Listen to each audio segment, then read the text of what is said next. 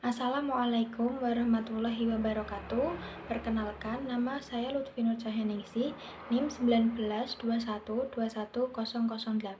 dari kelompok 9, mata kuliah Tafsir Ahkam HKI 5A. Di sini saya akan sedikit menjelaskan mengenai pengertian zina LGBT dan hukum zina LGBT. Dalam pandangan Islam, pada dasarnya Allah menciptakan manusia ini dalam dua jenis saja, yaitu laki-laki dan perempuan. Hal tersebut dijelaskan dalam Quran Surat An-Najm ayat 45. Bismillahirrahmanirrahim. Wa annahu khalaqaz zawjaini dzakara wal unsa. Artinya, dan sesungguhnya dialah menciptakan pasangan laki-laki dan perempuan. Kemudian Quran Surat Al-Hujurat ayat 13. Bismillahirrahmanirrahim.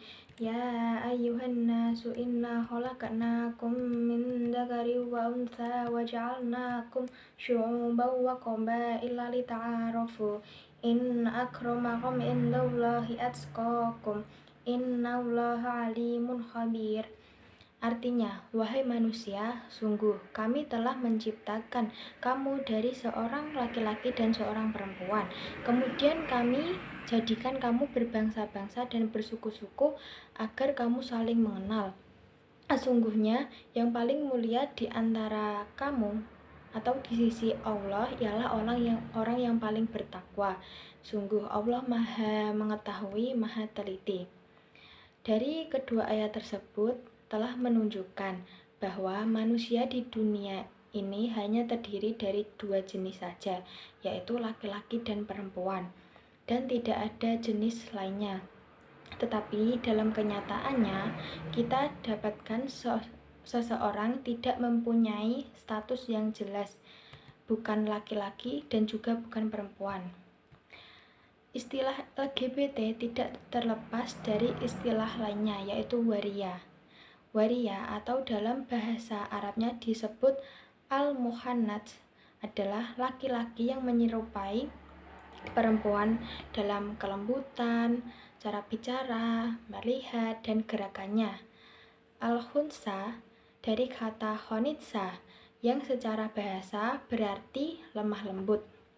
Al-khunsa secara istilah bermakna seseorang yang mempunyai dua kelamin, yaitu kelamin laki-laki dan juga kelamin perempuan, atau orang yang tidak mempunyai salah satu dari dua alat vital tersebut, tetapi ada lubang dubur yang bisa untuk keluar air kencing.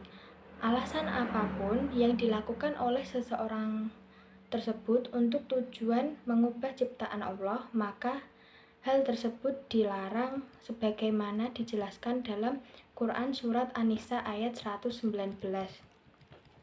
Bismillahirrahmanirrahim.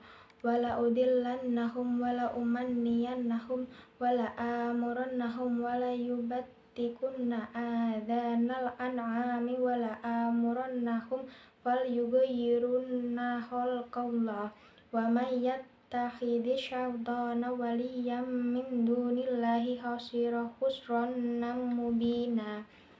Artinya, dan pasti kusesatkan mereka, dan akan kubangkitkan angan-angan kosong pada mereka, dan akan kusuruh mereka memotong telinga-telinga binatang ternak, lalu mereka benar-benar memotongnya, dan akan aku suruh mereka mengubah ciptaan Allah, lalu mereka benar-benar mengubahnya. Barang siapa menjadikan setan sebagai pelindung selain Allah, maka sungguh dia menderita kerugian yang nyata.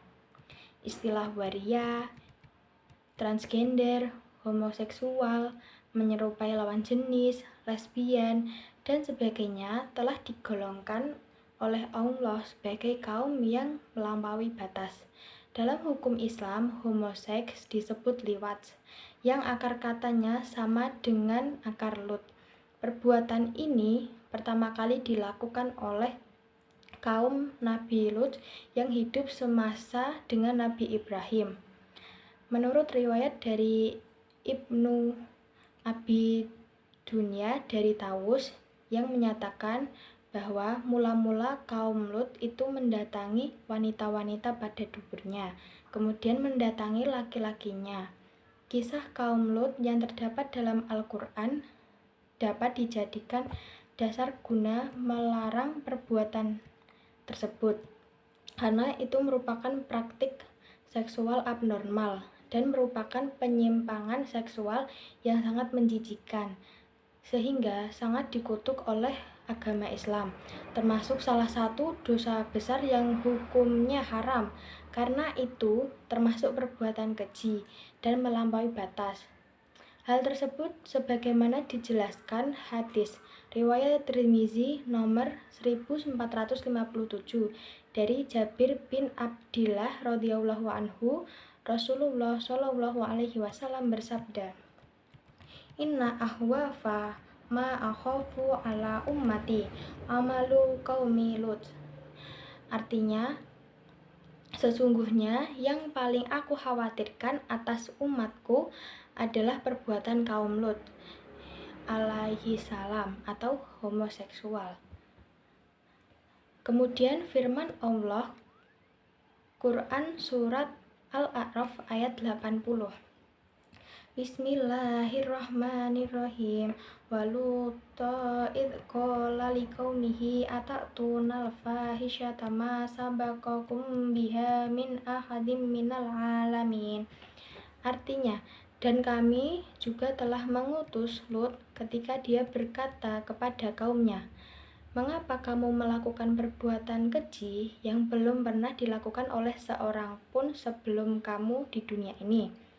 Dalam ayat tersebut, Nabi Lut atas perintah Allah menasihati kaumnya dalam bentuk pernyataan seperti, "Mengapa melakukan fahisyah, padahal perbuatan itu adalah perbuatan buruk. Lebih buruk lagi karena perbuatan tersebut hanya kaum Nabi Lut yang melakukannya. Tidak pernah dikenal sebelum Nabi Lut ada kaum yang melakukan perbuatan fahisyah tersebut, yaitu perilaku laki-laki yang menyetubuhi laki-laki karena didorong oleh nafsu syahwat. Nabi Lut berbeda dengan nabi-nabi yang sebelumnya. Beliau tidak pernah berpesan tentang tauhid atau penyembahan Tuhan yang Maha Esa. Beliau tidak berkata sebagaimana nabi-nabi sebelumnya. Ini bukan berarti bahwa beliau tidak mengajak mereka kepada tauhid, tetapi ada sesuatu yang sangat buruk yang hendak beliau luruskan bersama pelurusan akidah mereka, yaitu kebiasaan buruk mereka dalam bidang seks. Tidaklah jauh dari persoalan akidah, ketuhanan, dan tauhid, karena keduanya adalah fitrah. Syirik adalah pengelanggaran terhadap fitrah. Homoseksual pun merupakan pelanggaran fitrah. Allah yang Maha Esa telah menciptakan manusia, bahkan makhluk memiliki kecenderungannya kepada lawan jenisnya dalam rangka memelihara kelanjutan jenisnya. Kenikmatan yang diperoleh dari hubungan tersebut bersumber dari lubuk hati masing-masing pasangan, bukan hanya kenikmatan jasmani, tetapi kenikmatan rohani, dan gabungan kenikmatan dari dua sisi itulah yang menjadi jaminan sekaligus dorongan bagi masing-masing untuk memelihara jenis dan sebagai imbalan kewajiban dan tanggung jawab memelihara keturunan. Mereka yang melakukan homoseksual hanya mengharapkan kenikmatan jasmani yang menjijikan sambil melepaskan tanggung jawabnya. Kemudian, hukum zina LGBT. Pasangan homoseks dalam bentuk liwat termasuk dalam tindak pidana berat atau dosa berat, karena termasuk perbuatan keji yang merusak kepribadian, moral, dan agama. Ulama fikih sepakat mengharamkan homoseks selain berdasarkan Al-Quran dan hadis, juga berdasarkan kaidah fikhiyah yang mengatakan janganlah pria melihat aurat pria lain, dan janganlah wanita melihat aurat wanita lain, dan janganlah bersentuhan pria dengan pria lain di bawah sehelai selimut atau kain. Janganlah pula wanita bersentuhan dengan wanita lain di bawah sehelai selimut atau kain. Dari uraian di atas dapat disimpulkan bahwa perbuatan homo dan lesbi haram hukumnya, apakah itu berbentuk pasangan menikah atau tidak. Kalau ada ungkapan atau pernyataan yang mengatakan bahwa homo dan lesbi dibolehkan, itu bukan ajaran Al-Quran dan hadis, dan bukan pula hasil ijtihad ulama yang mumpuni di bidangnya. Larangan homoseksual dan lesbian bukan hanya karena merusak kemuliaan dan martabat kemanusiaan, tetapi resikonya lebih besar baginya, yaitu dapat menimbulkan penyakit kanker kelamin, HIV atau AIDS, sifilis, dan lain-lain. Berkenaan dengan laki-laki yang mempunyai sifat keperempuan dan sebaliknya, dianggap kalangan liberal sebagai given atau pemberian Tuhan. Besar memang segala sesuatu adalah dari Allah, tetapi perbuatan Allah itu ada yang sifatnya karena ikhtiar dari manusia itu sendiri. Laki-laki yang mempunyai sifat keperempuan dan sebaliknya itu bisa terbentuk dari lingkungannya sejak kecil. Kalau lingkungannya keluarga membiarkan anak laki-laki bergaul dengan anak perempuan terus-menerus, bahkan mengikuti pakaian atau aktivitasnya, maka anak laki-laki itu akan terbiasa dengan mengikuti sifat-sifat anak perempuan. Begitu sebaliknya, walaupun ada anak laki-laki seperti tingkah laku perempuan atau memiliki sifat perempuan dan sebaliknya, tapi orang tuanya dapat mengarahkannya menjadi seorang laki-laki atau seorang perempuan sesuai jenis kelamin anak. Sekian yang dapat saya sampaikan.